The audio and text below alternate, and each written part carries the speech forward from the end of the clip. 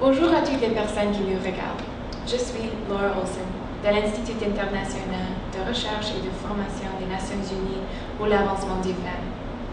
Nous avons ouvert un nouvel espace virtuel pour partager des connaissances, expériences et réflexions sur le thème de genre, migration et développement. Et comme notre siège se trouve dans la République dominicaine, il nous a semblé intéressant de présenter le travail que réalise Bridget Gooding et son équipe depuis la Faculté latino-américaine des sciences sociales. Elle travaille depuis 20 ans dans la région des Caraïbes et s'est spécialisée ces 4 dernières années dans la recherche, l'enseignement et la diffusion concernant les thèmes de la migration, du genre, des droits humains et du développement.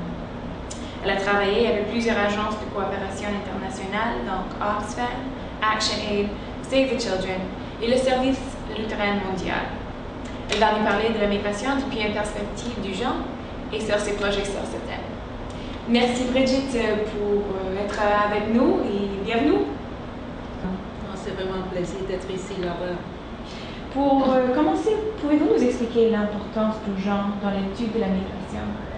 Oui, bien sûr. Et commencer avec les dernières recherches, il y a une moitié des personnes qui sont des migrants à niveau global sont maintenant les femmes. En plus, dans les dernières décades en Amérique latine et les Caraïbes, les femmes ont commencé à migrer beaucoup plus. Voilà. Mais on sait en même temps que c'est surtout les femmes qui ont des problèmes au niveau du travail. Voilà, les femmes migrants, parce qu'il y a des problèmes voilà, avec le contrat de travail, il y a du racisme, il y a voilà, vraiment des difficultés. De façon que les chercheurs ont vu que ce n'est pas possible de travailler, d'étudier les migrations sans prendre en compte une perspective de genre. Et de cette façon, voilà, on va savoir un peu plus voilà, comment ça se passe avec les femmes et vraiment c'est qui prend les décisions au niveau des individus, des groupes, voilà, tout ça. Et pouvez-vous nous donner un exemple de ce qui différencie l'expérience migratoire des femmes et des hommes? Si nous prenons l'exemple du pays où nous sommes maintenant, la République dominicaine, c'est clair qu'on a eu des différences assez marquées au moment quand les femmes dominicaines ont commencé à migrer en Espagne. Voilà, ils ont commencé surtout parce qu'il y avait des problèmes pour migrer aux États-Unis. Alors en Espagne, ce qui se passe, c'est que dans un premier moment, les femmes commencent à envoyer de l'argent aux conjoints. Mais entre peu de tout, ils ont vu que voilà, les hommes sont en train d'utiliser l'argent pour les choses qui ne sont pas forcément prioritaires pour les femmes, de façon que maintenant elles envoient toujours l'argent aux tantes, aux grands-mères, aux sourds, pour essayer d'assurer que les fonds sont utilisés comme elles veulent. Et vous avez mentionné le fait qu'il n'y a pas beaucoup de recherches sur la migration qui intègre une perspective du genre. Et je crois qu'on peut ajouter aussi que le peu d'études qui existent se focalisent sur la migration des pays du Sud vers les pays du Nord. Votre recherche, au contraire, concerne la migration entre des pays du Sud. Peut-être vous pouvez nous en dire un peu plus sur votre projet. Et oui, c'est un projet intéressant. C'est un projet appuyé par la coopération du Canada. C'est un projet où la coordination se fait à travers l'Université de Windsor du Canada. Voilà, ce que nous sommes en train d'étudier, c'est les femmes péruviennes qui sont, on trouve au Chili, les femmes en Argentine, les femmes de Nicaragua qu'on trouve à Costa Rica, les femmes de Guatemala au Mexique, et ici sur l'île, les femmes haïtiennes qui viennent en République dominicaine. Et alors, ce que nous essayons de faire dans un premier moment, c'est voir la connaissance, la compréhension voilà, des femmes de nos droits, que ce que les syndicats, les organisations de droits humains, les organisations de femmes sont en train de faire voilà, pour accompagner les femmes, et comment ça se passe avec toutes les stratégies de plaidoyer pour avancer les droits des femmes dans ces contextes. Et quels sont les objectifs à long terme du projet? Oui, ce que nous voulions faire surtout, c'est de vraiment faire une contribution voilà, à la connaissance de ce que se passe avec ce type de migration, ce type de migration source. Alors, ce que nous voulions faire, c'est d'essayer de remplir un peu le vide qu'il y en a voilà, surtout en Amérique latine et les Caraïbes, on n'a pas vraiment étudié la migration intrarégionale. D'une part, d'autre part, on n'a pas fait vraiment l'emphase sur ce que c'est, voilà, et ce que se passe avec les femmes. De cette façon, ce que nous voulions essayer de voir, c'est un peu quelles sont les différences, quels sont les points en commun et entre les différents contextes que nous sommes en train d'étudier afin d'avoir une espèce d'apprentissage horizontal. Ah.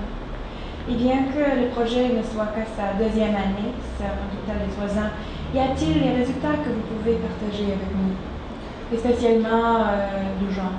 Oui, bien sûr. Et ce que nous avons fait dans un premier temps, dans la première année du projet, on avait essayé de faire une analyse des acteurs plus importants qui sont en train d'accompagner les femmes. Et maintenant, dans la deuxième année du projet, ce que nous allons faire, ce sont des interviews avec un échantillon des femmes, 50 femmes dans chacun des 5 contextes. Alors, pour la première année du projet, ce que nous avons vu, c'est que au niveau des organisations internationales, il y a INSTRO, il y a l'UNIFEM, il y a l'UNICEF, il y a l'Organisation internationale des migrations qui sont toujours fait un accompagnement d'une façon ou autre. On était frappé un peu par la présence moins visible de l'Organisation internationale du travail. En même temps, les ONG ont toujours joué un rôle important, mais quelquefois, ce qu'on a observé, c'est qu'ils sont en train de renforcer les rôles traditionnels, un peu des stéréotypes de genre. Et en ce qui concerne les syndicats, ils ne sont pas tellement présents, ils n'ont pas tellement fait une alliance stratégique, et où ils ont fait ça, ils n'ont pas pris en compte forcément le genre. Vous avez mentionné les organisations internationales. Pourriez-vous nous en parler un peu du cadre juridique international pour la protection des droits humains des migrants? Oui, bien sûr. Il y a vraiment un cadre intéressant au niveau international, un cadre solide. Le problème qui se passe, c'est qu'il n'y a pas forcément une correspondance au niveau national dans les différents pays du monde. Ça veut dire par exemple que si bien nous savons que nous avons une convention très importante des Nations Unies, la convention de 90, et c'est la protection de tous les travailleurs migrants et le membre de la famille. On sait que, par exemple, dans l'étude que nous faisons dans la région, la plupart des pays d'accueil ont firmé, ont signé, ont ratifié voilà, l'accord. Mais en République dominicaine, on n'a pas signé, on n'a pas ratifié cette convention tellement importante. Et c'est la même chose, par exemple, au niveau de l'île. Si bien il y a un accord entre Haïti, entre la République dominicaine, en ce qui concerne comment on doit faire les répatriations, ce n'est pas tellement respecté dans la pratique et ça ne donne pas une situation où également on observe ce que sont les normes plus intéressantes, les bonnes pratiques un peu partout dans le monde.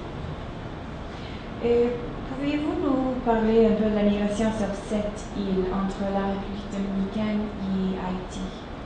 Oui, c'est un cas très particulier dans le sens que nous avons eu une migration pendant toute une siècle, mais il n'y a pas vraiment de régulation, surtout après la chute de la dictature voilà, du Duvalier en Haïti il y a une vingtaine d'années.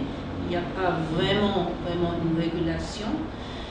En République dominicaine, si bien on a essayé d'adopter une nouvelle législation, une nouvelle loi de migration en 2004, ça n'a pas été vraiment appliqué et on suppose qu'avant de vraiment appliquer cette nouvelle loi, on doit avoir un processus de régularisation pour les migrants qui se trouvent sans papier parce qu'on n'a jamais eu un processus de régulation pour ce type de personnes en République dominicaine. En plus, ce qu'on peut constater, c'est que les femmes sont particulièrement vulnérables parce qu'ils sont dans les niches de travail où ils n'ont pas vraiment accès voilà, aux documents, aux papiers et ils sont moins visibles. Ouais. Et vous nous avez dit auparavant que les femmes dominicaines vont en Espagne pour travailler dans le secteur domestique. Est-ce qu'il y a une relation entre cette migration et celle des Haïtiennes dans la République dominicaine? Oui, on a eu ce qu'on appelle la féminisation de la migration voilà, des Dominicains. Maintenant, on constate que c'est surtout les femmes qui sont en train de migrer pour faire l'appui principal de leur famille ici. et ça laissait vraiment des vides dans les maisons, dans le sud, surtout de la République dominicaine. Et on trouve que c'est les femmes anciennes qui commencent à remplir le vide, surtout dans un travail de soins avec les personnes plus âgées d'une part et d'autre part avec les enfants. Et qu'est-ce qui se passe pour les personnes qui sont les dernières dans la chaîne, qui restent en Haïti? Oui, en Haïti, c'est une situation également assez particulière, dans le sens qu'on a eu un phénomène pendant beaucoup de temps qu'on appelle reste avec. Reste avec, ça veut dire voilà, les enfants, surtout les filles, les fillettes, qui restent avec des familles. Voilà, normalement, ce sont des familles très pauvres qui vont donner les enfants à notre famille. Et voilà, en espérant que les enfants, si bien ils doivent travailler dans les services domestiques, en éducation. Mais dans le pratique, c'est un système qui voilà, se prête un tout petit peu à l'exploitation. De façon qu'aujourd'hui, on parle de voilà, 300 000 personnes, des enfants qui sont dans la domesticité de cette façon. Pouvez-vous nous parler, s'il vous plaît, du projet actuel de Flaxo, votre observation sur la migration? Bien sûr, c'est un projet qui est vraiment très important pour nous-mêmes. C'est un projet voilà, où nous essayons, en collaboration avec les autres chercheurs du Nord, du Sud, avec voilà, les autorités de l'État, avec des organisations sociales, ce que nous voulions faire, c'est d'approfondir un peu l'analyse de ce que sont les dynamiques de migration qui affectent les Caraïbes et surtout la République dominicaine. De façon que ce que nous aimerions faire, d'une part, c'est d'aider les décideurs d'avoir beaucoup d'informations, des informations utiles pour mieux faire les politiques, appliquer les politiques migratoires, et en même temps outiller un tout petit peu les organisations sociales de la société civile pour qu'ils puissent vraiment faire mieux son travail. Bien, ça me semble très intéressant, il faut qu'on le suive. Juste avant de nous quitter, j'ai une dernière question. Pouvez-vous nous expliquer les risques de ne pas prendre en considération le genre dans les études et les politiques sur la migration? Oui, si nous prenons encore une fois l'exemple de l'île, n'est-ce pas? Nous avons une situation où voilà, on fait souvent jusqu'à 30 000 répatriations des Haïtiens sans papier. Voilà, de République dominicaine. Le problème se passe si on ne prend pas en soin vraiment les nécessités très spécifiques des femmes. C'est-à-dire que souvent, voilà, les femmes, et on prend les femmes, on prend en compte vraiment les considérations de séparation de la famille ou les femmes qui peut-être sont en train d'espérer des bébés. Alors, c'est vraiment compliqué et c'est vraiment pas juste quand on ne prend pas en compte une perspective de genre. Bon, merci beaucoup Brigitte de nous avoir prêté votre temps pour partager vos connaissances.